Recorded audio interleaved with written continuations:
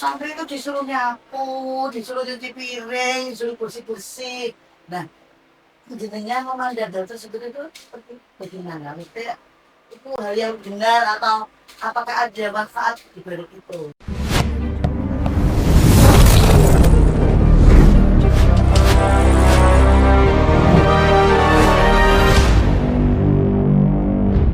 Assalamualaikum warahmatullahi wabarakatuh. Selamat datang di channel YouTube PAC Fatayat NU Borno Bojonegoro di program Safara. Saatnya Fatayat berbicara. Kali ini Safara episode pertama kita akan berbincang-bincang ngobrol seru bersama beliau Bunyai Sokal Mustafa MPD. Alhamdulillah. Terima kasih Bunyai sampai tahu di program kami yang pertama. Sehat ya kabar ibu? Alhamdulillah sehat walafiat. Inilah juga dengan teman-teman gitu. Ya, alhamdulillah sehat. Bunyai Sofar Mustafa atau biasanya dipanggil Sofing ya, Bunyai. Beliau adalah dulunya pengurus Fatayat di PC NU Bojonegoro di bagian dakwah ya, ya.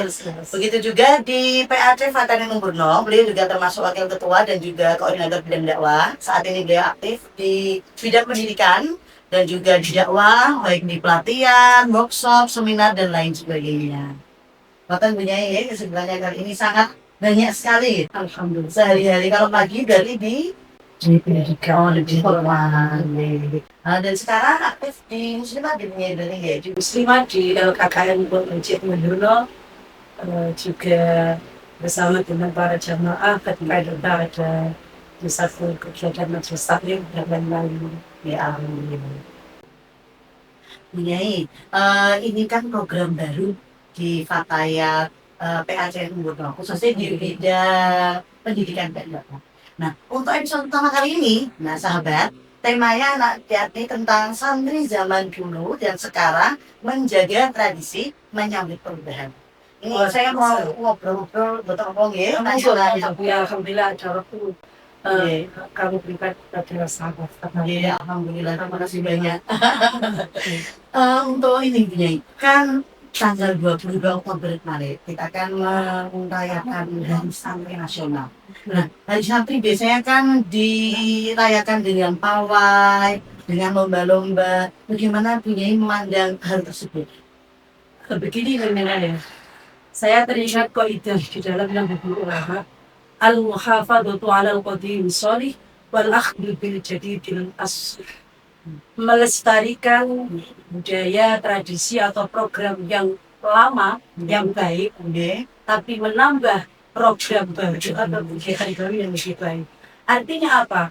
Ketika santri-santri zaman kekinian ini mengadakan kegiatan-kegiatan santri yang sifatnya kekinian, perlombaan, awe, itu baik. Karena kan mereka sebagai daripada mensyiarkan satu tadi, mensyiarkan pesantren. Di samping itu bukan hanya syiar di sini kualitas dan kuantitasnya saja, akan tetapi sebagai semangat giro.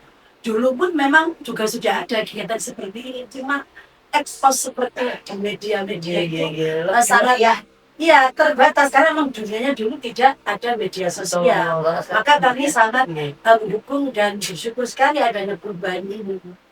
Begitu, ini adalah pandangan saya.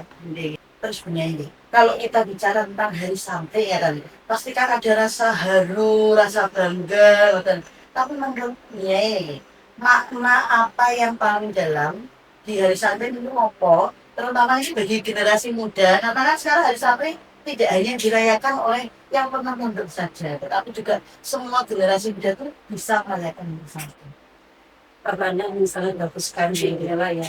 Alhamdulillah kami juga merasa bangga antara tangisan tapi tangisan ini adalah bahagia. Masalahnya apa? Bagi kami santri itu memang tidak harus yang ada di pesantren saja. Masalahnya apa? Saya teringat dari Kanjeng Nabi yang diriwayatkan dari sahabat Abu Darda. Kita beliau bersabda, "Rajulan alimun wa muta'allimun la khaira fima siwa jannah." Seseorang itu memiliki kapasitas kategori orang yang baik, nilainya baik, tidak ada sebaik ini kecuali dua orang ini. Siapa? Alimun, orang yang alim terus yaitu dalam kategori kiai, ulama, guru, dan muta'allimun yaitu orang yang belajar. Belajar di sini bisa kategorikan santri dalam konteks pondok pesantren, siswa atau murid yang belajar dalam konteks pendidikan formal. Masalahnya apa?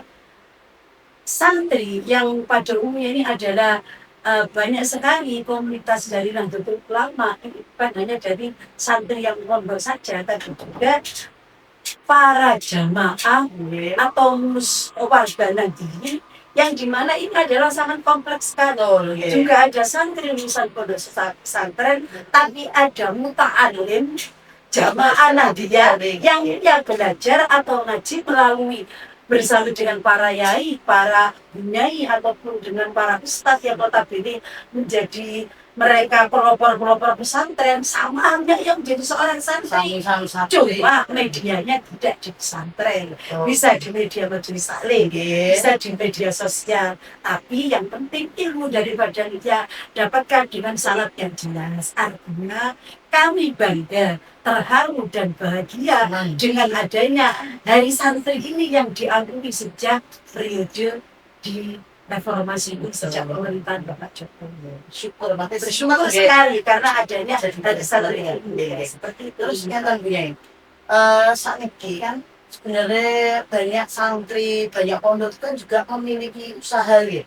Ada di bidang pendidikan, bidang ekonomi dan lain sebagainya. Karena kan kemarin yang kejadian viral ya Bunyai kan mikirnya pondok santri itu selalu ekonominya rendah, menengah ke bawah. Padahal kan banyak pondok, banyak kiai, pak yai dan santri juga memiliki usaha. Bagaimana panjenengan memandang hal tersebut? Iya, karena sering saya menyampaikan di media sosial, ibarat sebuah pepatah ini mengatakan begini, percuma kita menjelaskan pindahnya warna pelangi kepada orang yang buta warna. Masya Allah, Percuma kita menjelaskan bagaimana keberadaan orang-orang di pesantren ini kepada orang yang tidak pernah hidup di pesantren dan tidak pernah menjadi santri. Akan tetapi di dalam pondok pesantren ini sektornya banyak, tidak hanya urusan mengaji, urusan apa itu taklim saja, tapi sektornya ada ekonomi, memberdayakan santri, juga ada sektor-sektor yang sifatnya bekerja sama dengan dunia luar. Karena apa? Kita dulu tidak menjadi santri dari pengurus pondok terlibat di dalam ini. Bahkan karena apa? Jangan dipandang hanya di pondok salafiyah atau tradisional saja. Bahkan sekarang banyak pondok-pondok modern yang bekerjasama dengan badan-badan atau lembaga-lembaga luar yang memang memberikan nilai sangat besar sekali untuk pondok pesantren. Intinya kan nanti di situ akan menciptakan lapangan pekerjaan, jika pendanaan bagi operasi, ada operasi juga seperti pondok sedang belajar. Kemudian banyak sekali sebenarnya kalau kita membackup ataupun kita mencari datanya itu banyak semacam perilmian, bahkan kita juga kerjasama dengan lembaga-lembaga lain yang bisa memberikan stasi kepada perusahaan. Jadi jangan dikira semacam iya semacam ke bawah. Iya itu jangan seperti itu, apalagi pada model sekarang lebih luas jangkau. Terus yang Bunyai, di kejadian viral kemarin itu kan juga melihat menayangkan kalau santri itu disuruh nyapu, disuruh cuci piring, disuruh bersih-bersih. Nah, jenengan memandang hal tersebut itu seperti bagaimana? Maksudnya itu hal yang benar atau apakah ada manfaat di balik itu? Saya jawab itu adalah hal yang salah. Karena apa? Mohon maaf, kalau pengertian sekarang kan diartikan semacam perbudakan. Betul, yes. Kata feudalisme atau budak itu beda. Kalau dikatakan nyantri itu nyapu, ngepel, kemudian sungkem kepada kiai diartikan sedemikian rupa, itu sangat menunggu sekali. Masalahnya apa?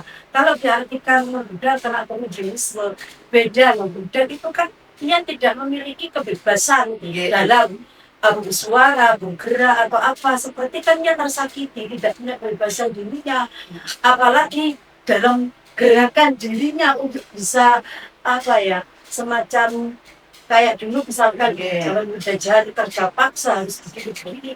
Sementara santri ketika ia sungkem kepada kiainya sebagai rasa takbir, adab itu lebih diutamakan di pondok pesantren. Seperti kita cuci piring, bersih-bersih. Menurut saya mending santri ketika mau sholat, misalkan di sholat itu kotor, itu kewajiban santri untuk membersihkan, untuk mengempel. Karena syarat daripada sholat itu menjadi sah harus membersihkan. Kan tidak mungkin kiainya yang harus membersihkan kiainya. Itu adalah bagian daripada santri yang belajar untuk santri. Jadi jangan diartikan sebagai perbudakan.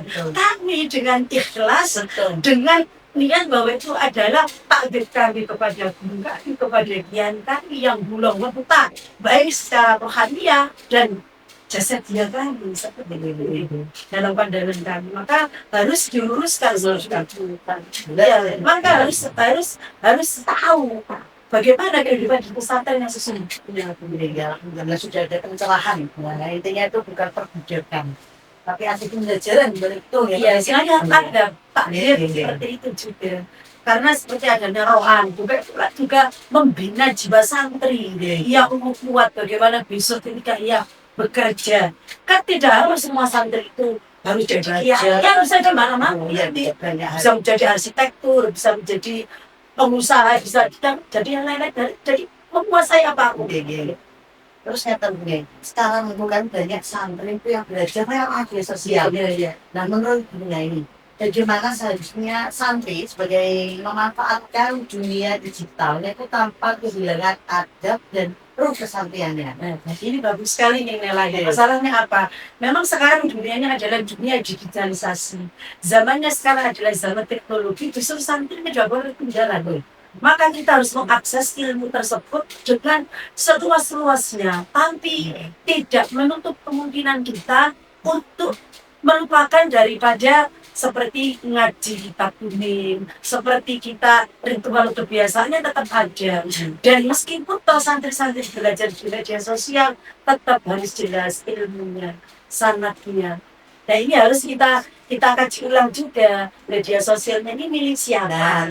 Apakah berhaluan asbaja atau tidak? Kemudian nilai-nilai daripada adabian, nilai-nilai daripada akhlak santri ini tetap harus digaungkan. Misalkan santri berdakwah, kan tidak batas kalau tiktokan bujur-bujur nah itu dikemas dalam suatu dakwah, bisa dakwah literasi, kegiatan santri yang semacam apa ya, menjadi satu tolak ukur bahwa santri ini loh miliknya ini seperti ini. Artinya santri yang berliterasi, santri yang bisa berdakwah melalui media sosial, tapi tetap membawa ciri khas santri yang tidak meninggalkan daripada adab kesantriannya. Setuju. Terus ini kan pas levelnya kan fatayat. Oh iya. Nah, ini hubungannya santri dengan fatayat. Terutama ini perangai di dunia dakwah ini gitu. Menurut panjenengan apakah kader-kader fatayat itu harus berasal dari komunitas santri atau harus alumni santri atau dengan pun? Menurut saya kita menengok kembali kepada muassisah fatayat. Muassisah fatayat itu didirikan oleh 3 serangkai, Buya Pontosnya, Buya Ziva Mansur, Buya Amina Mansur, dan Sidoarjo, Surabaya, Gresik. Mereka ini adalah para buya yang notabene memang santen. Apakah kemudian kader-kader fatayat masa kini harus dari alumni pesantren atau harus dari santren? Idealnya kader-kader fatayat ini, misalkan itu dari alumni pondok pesantren, itu memang sebaiknya memang ia harus masuk di dalam kader misasi fatayat. Masalahnya mengingat daripada muassis awalnya itu ada pergerakan melanjutkan perjuangan ini. Tapi ada akhirnya, karena fatayat ini adalah suatu organisasi perempuan Nahdlatul Ulama yang bersifat spiritual, keagamaan, kebangsaan, dan kemasyarakatan. Maka karena kita berhaluan rahmatan lil alamin, sebisa mungkin seperti motonya fatayat, berdaya, berkarya, sehingga menjadi fatayat yang berdaya harus bisa merangkul semua elemen daripada perempuan muslimah yang ada di Indonesia. Artinya fatayat bisa bergerak di sektor apa? Iya, Pendidikan, iya. perekonomian, Kesehatan, sosial, iya. kesehatan. Orang-orang seperti ini bisa kita jadikan kader untuk menyempurnakan daripada program-program Fatayat sesuai dengan SDM masing-masing. Bukan berarti santri tidak bisa, bisa. Akan tetapi kita tidak punya a priori. Betul. Tapi kita harus merangkul semuanya, komunitas yang ada untuk bisa menjadi kader-kader Fatayat selanjutnya. Masya Allah, jadi jelas katanya. Jadi tidak harus. Iya, tidak harus. Tapi yang kadang kendalanya begini, yang justru ini itu mungkin nanti seperti yang di lapangan waktu kata sebagai aktivis Fatayat, yang kita ikuti tidak mau itu karena satu kadang kendala di sini semua. Karena basicnya memang sudah di organisasi, kemudian karena kesibukan sebagai perempuan yang produktif, artinya sibuk di rumah tangga, di anak-anaknya, itu ada yang saya dilihat pendidikannya dan lain sebagainya. Jadi kami itu memaklumi. Maka wacananya harus merekrut dari semua elemen termasuk Nahdiyah. Kaum perempuan Nahdiyah itu termasuk. Terus kalau punya melihat karakter santri zaman saat itu ya tentunya apa yang dengan paling syukuri dari apa yang perlu ditingkatkan lagi pada santri biasanya sekarang gitu. Di zaman milenial, di zaman akhir, yang perlu kita tekankan adalah tetap senang ngaji. Insya Allah. Tetap senang ngaji. Tetap senang ta'allum. Al-ilmu ta'allum. Wa naf'uhu birida syekhi wa barakatuhu bil khidmah. Ilmu itu bisa didapat dengan ta'allum, belajar, tetap senang ngaji. Yang kedua, agar ilmu ini bermanfaat, ridhonya guru harus tetap dicapai. Maka ketika santri takbir kepada guru, jangan dimanjakan. Yang ketiga, dengan adanya keberkahan nanti kita santri melalui dengan khidmah, pengabdian. Maka slogannya seorang alumni ataupun seorang santri yang akan menjadi pesantren, pantang boyong sebelum khidmah. Seperti itu. Jadi terbiasa kita seperti itu. Makanya sampai menikahnya dari dulu. Sakit sudah imam. Sakit. Dari dia jadi mantap gak ada yang rewel. Lah, mau sakit dong itu.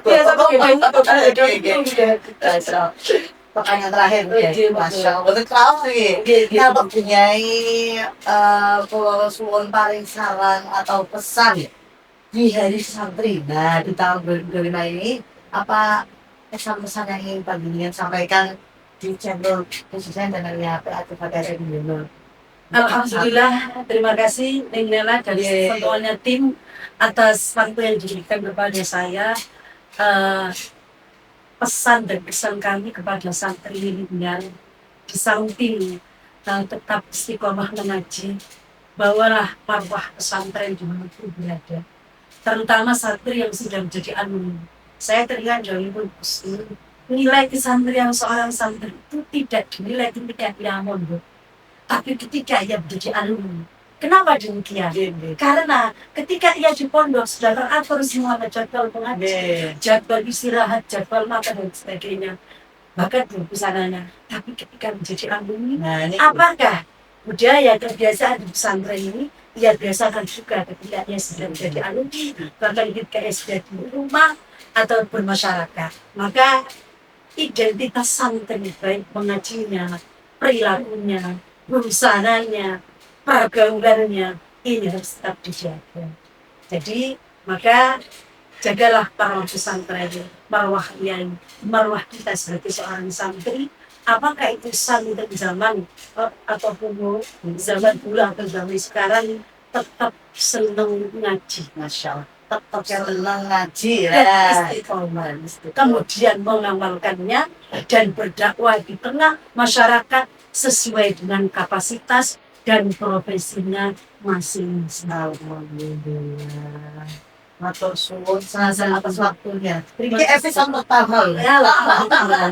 Kita doa dan restunya kabeh semuanya sampai semoga channel YouTube PA Fatayat ini semakin berkembang Alhamdulillah Kiai, matur nuwun atas waktunya. Terima kasih kita jenengan buat seluruh tim khususnya dari pendidikan dakwah, pendidikan dan dakwah dan juga seni dan budaya ya yang bekerja sama untuk mensukseskan program pertamanya. Episode pertama nih Kiai, Safara namanya. Luar biasa PAJ Kader Gubernur. Yes, Termasuk yang dan ya. dulu kan kita tidak ada. Ya, sekarang semakin berkembang dan Kita atas semangat. bantuan jenengan dan juga arahan dan bantuannya. Salam untuk semua teman-teman. Walaupun sangat benar ya. Demikian para sahabat, program Safara episode pertama. Insya Allah ini program ini akan terus berlanjut ke depannya. Jangan lupa untuk like dan juga komen dan juga subscribe channel YouTube PAD Fatah dan Burno. Terima kasih mempunyai ya. Terima kasih para sahabat, kurang lebih ada yang mohon maaf. Wallahul muwaffiq ila aqwamit thoriq. Wassalamualaikum warahmatullahi wabarakatuh. Waalaikumsalam.